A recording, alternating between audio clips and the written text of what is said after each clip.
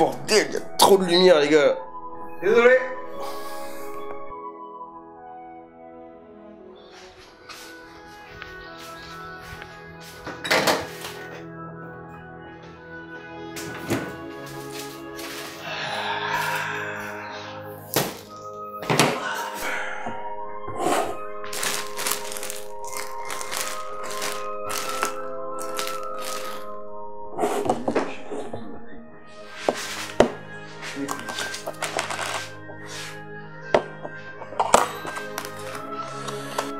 Qu'est-ce qu'il y a? T'as trouvé ton sujet? Non, c'est juste pour regarder la date de péremption. On pourrait arrêter l'accordéon, s'il vous plaît. Ah, matinée de merde! Bonjour les gens. La magie de Noël étant passée depuis bien longtemps, n'empêche, parce que j'aurais dû faire cet épisode il y a un bail. Combien de temps, Junkie? Janvier, 1, 2, 6... Ouais, ça fait quand même presque 12 ans que j'aurais dû le faire cet épisode. J'ai quand même décidé de rester dans la veine joyeuse et raffinée que sont les périodes de fin d'année. C'est donc avec gaieté que nous allons parler d'homosexualité. Oyez, oyez, jeu de mots pourris détecté. Aujourd'hui les amis, nous allons parler de Philadelphia de Jonathan Demme. J'aime cet accent anglais. Here we go! Vous savez, il y a des films qui bousculent nos vies et nos idéaux. Dans ma sage période d'adolescent rebelle, j'avais mon a priori sur l'homosexualité. En effet, j'étais... Intolérant? Non... Con? Non plus... Fasciste? Immature. Fasciste. J'étais immature. J'avoue avoir longtemps hésité sur le choix de ce thème parmi les nombreux sujets que je souhaitais traiter. En slalomant entre quelques insultes, j'ai pu observer que parler d'homosexualité, que ce soit au cinéma comme dans la société, devient de moins en moins tabou et gêne aujourd'hui davantage ceux qui stigmatisent la communauté LGBT. Ou comme le dit Christine, une communauté d'attardés se complaisant dans des pratiques sexuelles abjectes et démoniaques. Ouais. C'est vrai que baiser avec son cousin, c'est totalement sain et sans risque de déformation génétique. N'est-ce pas? Bref, revenons à nos moutons. En faisant le tour, j'ai remarqué que de plus en plus de films mettaient en avant des personnages homosexuels, principaux ou secondaires. Histoire vraie, adaptation de BD, dessins animés, nombreux sont les supports cinématographiques à avoir eu le cran de parler librement de ce qui est encore aujourd'hui pour beaucoup une anormalité. Alors, n'abordons pas trop ce sujet tolérance ou intolérance. Chacun étant libre de ses opinions, aussi extrêmes soient-elles, doit pouvoir les exprimer sans pour autant en devenir agressif. Et puisqu'on doit parler cinéma, autant vous parler d'un des rares films qui a su me faire grandir moralement. Philadelphia est un film américain sorti en 1994 et où l'on suit les mésaventures d'Andrew Beckett, avocat homosexuel atteint du sida, qui se verra licencié du plus grand cabinet de la ville pour une soi-disant faute professionnelle.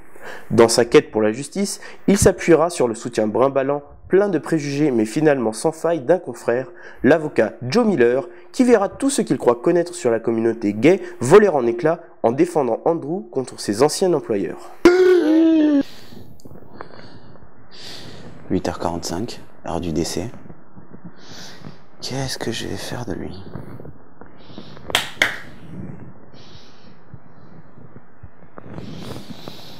Chérie, on bouffe quoi à midi? Au casting, nous retrouvons Tom Hanks qui campe notre héros malade, Denzel Washington, qui incarne un Joe Miller impeccable et qui reste pour moi le personnage cinématographique le plus crédible dans son évolution d'idées.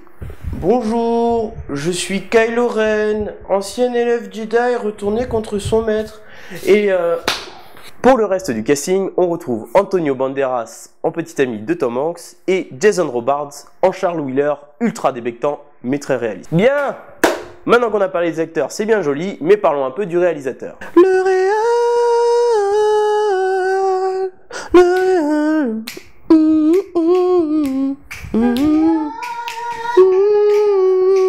Alors, Jonathan Demme, c'est l'exemple parfait du mec qui fait le taf, mais qui de temps en temps arrive à avoir des éclairs de génie. Il en a surtout eu deux, à vrai dire. Il a eu Philadelphia et il a eu un autre film. Jonathan Demme est né en 1944 à Baldwin aux USA et est décédé en avril 2017 à New York City.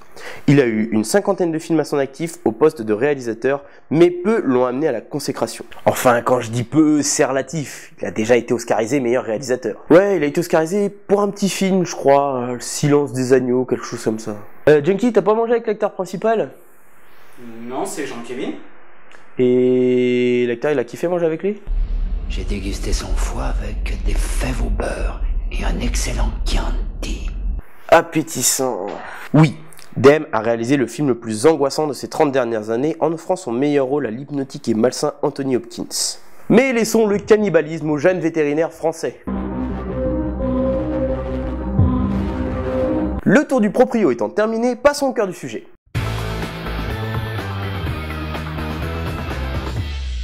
Alors de suite, on va faire un truc, on va redéfinir ce qu'est l'homosexualité.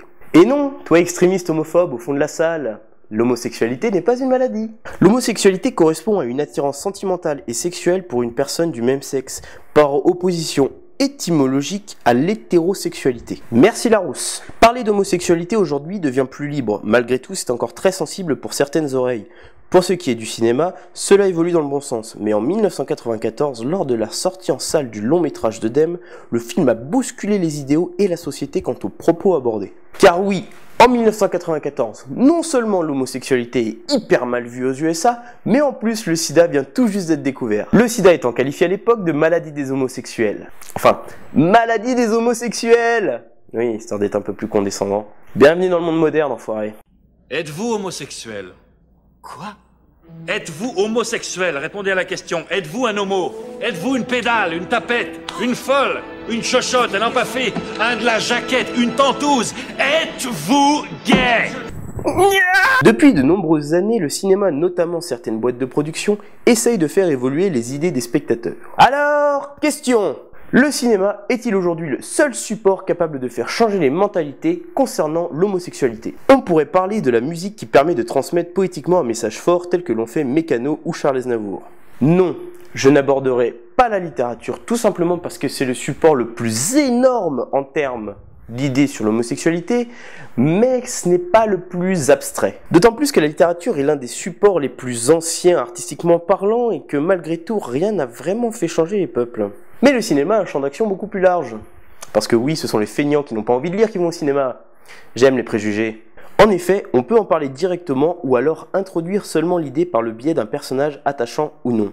Le fou dans La Belle et la Bête par exemple, possiblement Elsa dans La Reine des Neiges ou encore Ryan dans le magnifique Dallas Buyers Club, et j'en passe. Mais une chose est sûre, la volonté reste la même, celle de frapper les esprits en remodelant notre vision de la communauté LGBT.